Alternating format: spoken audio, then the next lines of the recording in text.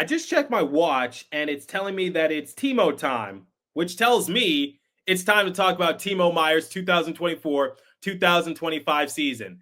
Can he take his game to new heights? He said that he sort of wants to repeat the same success that he saw with the Sharks a few years ago. We have a lot to break down in today's episode of Locked On Devils. Buckle up, everybody. You're Locked On Devils, your daily podcast on the New Jersey Devils. Part of the Locked On Podcast Network, your team every day. Hi, this is Bryce Salvador, and you're Locked On Devils with Trey Matthews. Scores! Oh, Steven stepped up, nailed it. Brodor's got the puck. What a shot. The Devils win the Stanley Cup. Alrighty now, what is up, New Jersey? Welcome back to the Locked On Devils podcast here at the Locked On Network. I'm your host, Kyle Chalky Play Announcer, Devils Rider Pucks Pitchforks, and also part-time credential media member, Trey Matthews. What time is it? It's Timo time. Let's reflect on Timo Meier's 2024-2025 season. In the first segment, we will look back at his impact from a statistical standpoint.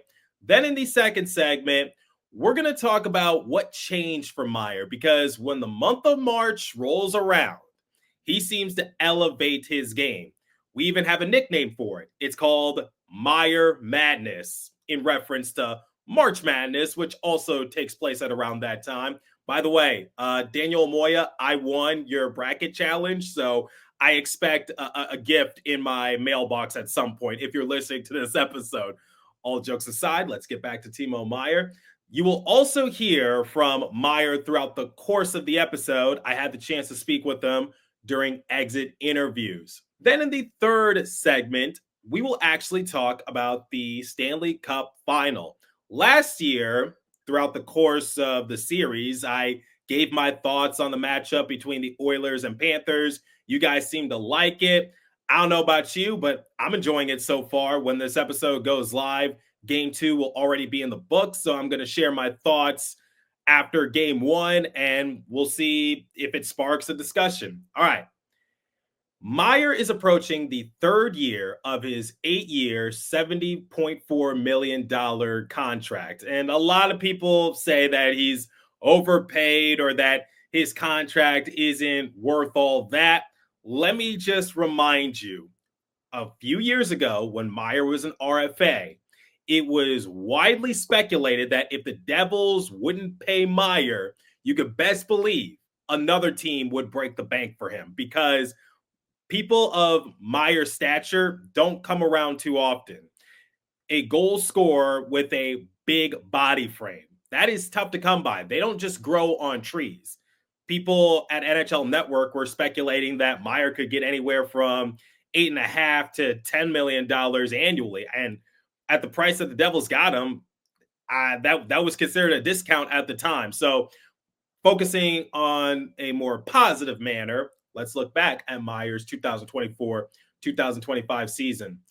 He finished this year with 26 goals, third on the team, 27 assists, sixth on the team, for a grand total of 53 points, fourth on the team. He had 19 even strength goals, third, 7 power play goals, third, 6 power play assists, sixth, giving him a grand total of 13 power play points. He had 65 blocks, that was first among Devils forwards, 141 hits, fourth. Meier brings more physicality to the Devils, and that was widely anticipated when the Devils acquired him from the Sharks a few years back. He had an offensive point share rating of 3.9, fourth, 2.3 defensive point share rating, ninth, giving him a point share rating of 6.2, sixth on the team. He also had an expected goals for rating of 58.6, first. Going back to Daniel Moya, let me actually give him some credit, because he talked about this when we collaborated on an episode with Ace over at Running with the Devils. Meier makes the Devils better whether he gets a point or not, because when Meier's out there, the Devils are more likely to score, as proven with his expected goals for rating. Meier knows how to create offense for not only himself, but others. I know a lot of people love to highlight the points, the goals, the assists, whatever the case might be, but just looking at the eye test, the Devils are a much better team when Meier is out there. Not only that, with Meier's big body frame, that creates some more opportunities on the net. So I think Meier definitely deserves a lot more credit for how he creates offense and creates opportunities for New Jersey.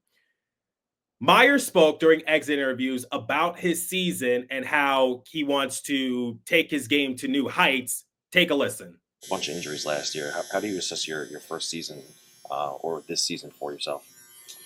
I think it's, individually as well. I think a little bit up and down, but thought some areas of my game improved, and I know there's a different level to my game that I want to get to, and always want to add pieces, and it's always good. I think summers for me to go in and have my goals and knowing how much confidence I can gain from working hard and working on my game over the summer coming in the season is big. So I see this as a challenge for myself to get better over summer, and I want to come in the better shape in starting the season. So I think it's exciting for myself to grow and knowing there's another step to it. And you were such a big impact down the stretch and in the playoffs. Just how do you spread that out throughout the entire 82-game season? Well, you obviously focus first on the things that are ahead, and you try not to think too far ahead. So, like I said, for me now, it's my focus is on kind of now taking a few days and reflecting on everything that's happened, and then I want to set myself new goals individually, and we do that as a team. Obviously, you have goals, but I think it's important that you set yourself goals for the summer to go into and work on them. And this is your first season under Sheldon Keefe. How was that for you? Yeah, it was good. I think you get to know the coach as a player too. Once you go through certain adversities and everything, so I think he learned a lot about us players as well, just as much as we learned about him. And he's a very good coach, and I think we have the group of guys that work together and achieve our goals if we put in the right work. We'll talk more about this in the second segment, but just to give you a little bit of a preview, Meier had 4 points in 5 playoff games this season. He had 2 goals, 2 assists.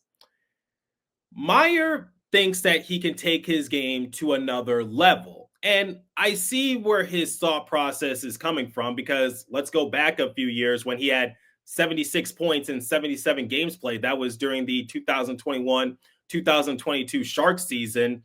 Meier was almost a point per game player, or prior to being dealt to New Jersey in 57 games played, he had 52 points. Then he was traded to the Devils, and in 21 games, he had 14 points.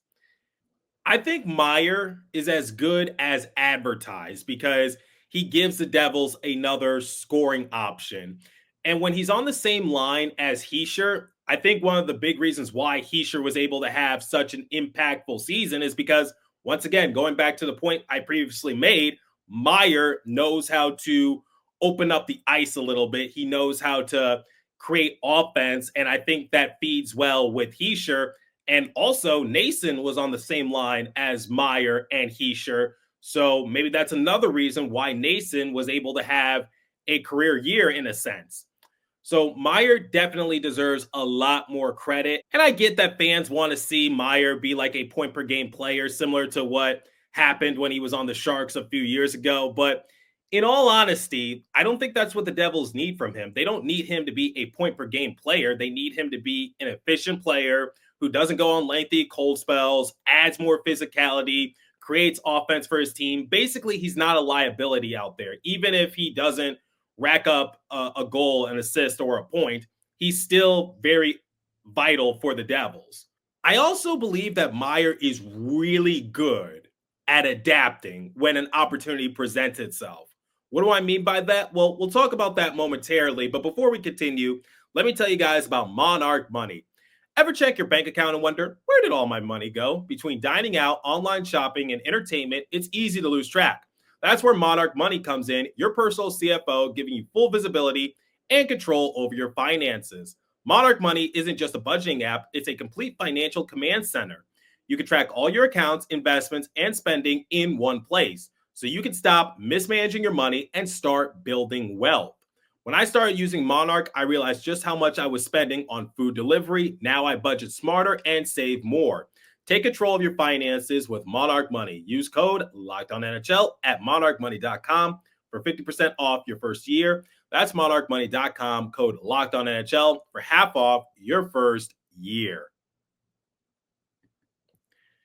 Okay, I had the chance to ask Meier during exit interviews what changed for him once March rolled around.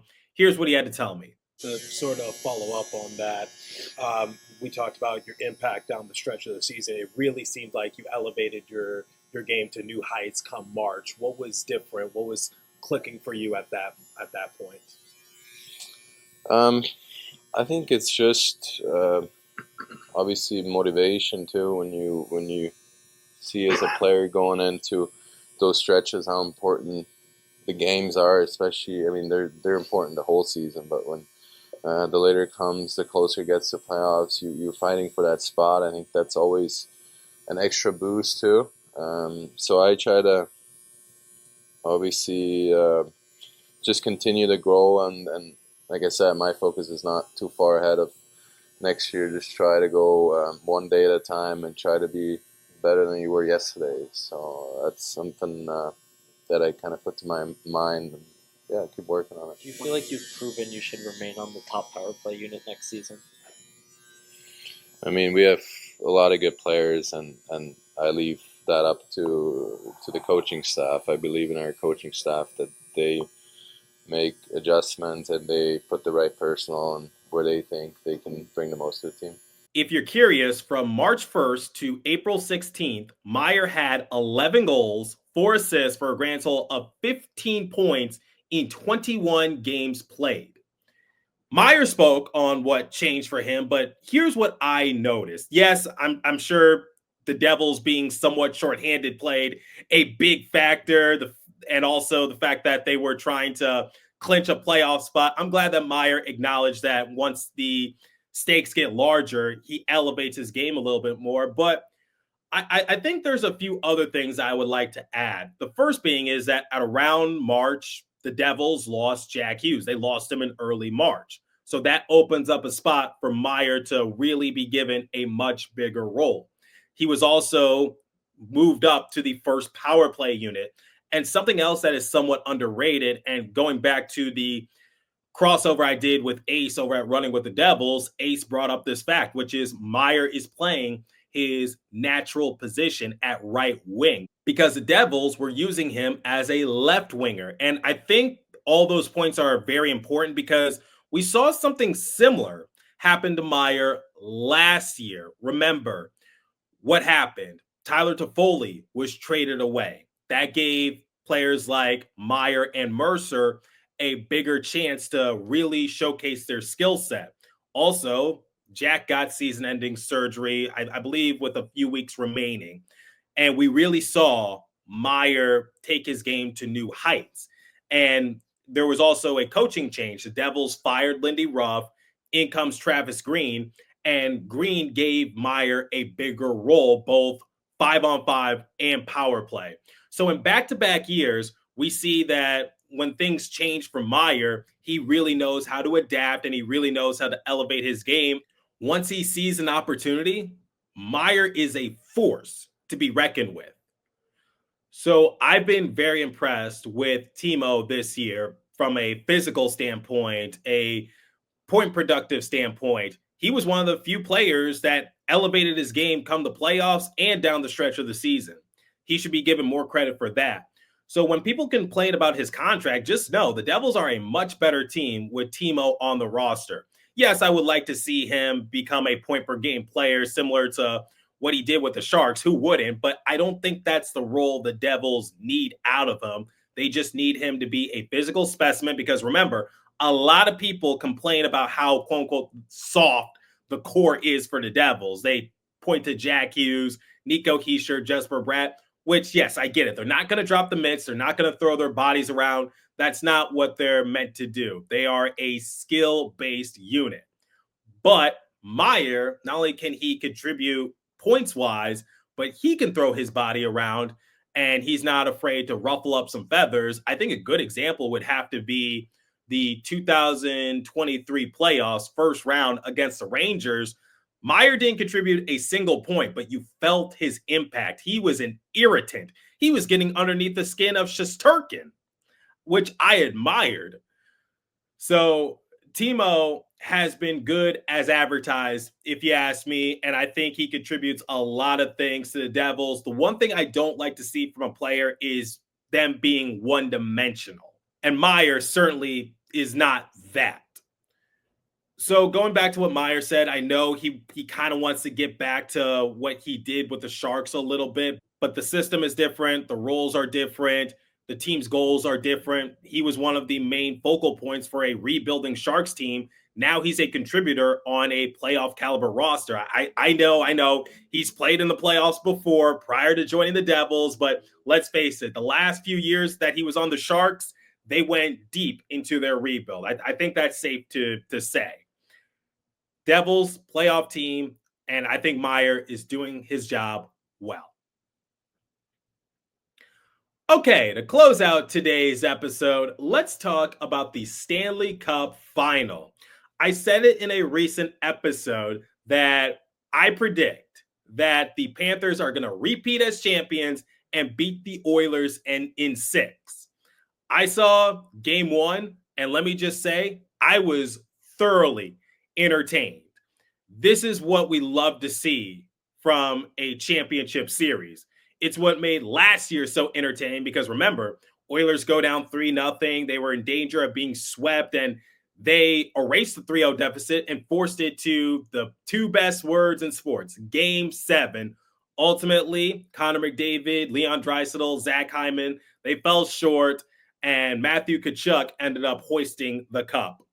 Also, I loved the Face-Off documentary on Amazon Prime. I think they did a good job of giving us behind the scenes of that matchup. But anyway, fast forward to the present year, 2025. Oilers are up 1-0 in the series. Fun fact for you, this is the first time since 2011 that a Canadian team has led in the Stanley Cup Final.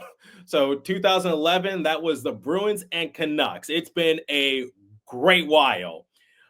For reference, I don't think I was even in middle school when that happened. I think I was like in 5th grade. And if you're curious, I'm in my mid-20s now. But 5-on-5, I felt like both teams were evenly matched. Come OT, I felt like the Panthers were the better team, and I thought they were going to squeak away with the victory and steal a game on the road. But former Devil Tomáš Nosek made a big mistake. He got one of the worst penalties that you could get. He got a delay of game penalty. And you could just see Jake Wallman. He was just laughing in his face saying, "You idiot." And then on the power play, you saw Corey Perry dish it to Connor McDavid. Leon Draisaitl finishes it off. It was a matchup that I'm sure Zach Hyman would have loved to participate in because Zach Hyman, as we all know, one of the best net front presence in the league. He knows how to get those greasy goals, which is something you need to do against Sergei Bobrovsky. And I get it. Hyman's injured. He's not returning. He's out for the rest of the season. But, man, I would have loved to see Hyman in this. I would love to see Hyman compete in this. But anyway, Game 1 lived up to the hype. And I'm really looking forward to watching Game 2 later tonight once I'm done recording this episode. The Stanley Cup Final, I still think that the Panthers are going to redeem themselves. I think they're going to win Game 2 because I think they held their own quite nicely against the Oilers. But to the Oilers' credit, they definitely have more depth on their roster, which I think was one of their biggest issues last year because I felt like they were a little too top-heavy, and I just felt collectively the Panthers were a better team. But Matthew Tkachuk, Brad Marchand, Sam Bennett, some of the irritants on the team, they're not going to take this one sitting down. So we'll see what Game 2 has in store. And, we'll also see what happens when the series shifts to the Sunshine State. But let me know your thoughts. What did you think of Timo Meier's 2024-2025 season? What are your thoughts of the Stanley Cup Finals so far? Like I said, when this episode goes live, Game 2 will already be over. I'm about to watch it as soon as I'm done recording here. But let me know your thoughts. Leave a comment down below if you're watching on YouTube. If you're listening on a podcast streaming service, hit me up on my personal X page app at TrainMap4 or the show's X page app at Locked On Devils. As for today's episode, that's all the time I have for you. Continue to stay safe. Have a wonderful day in New Jersey. Go Devils. I'll catch you guys next episode. Thanks for listening once again.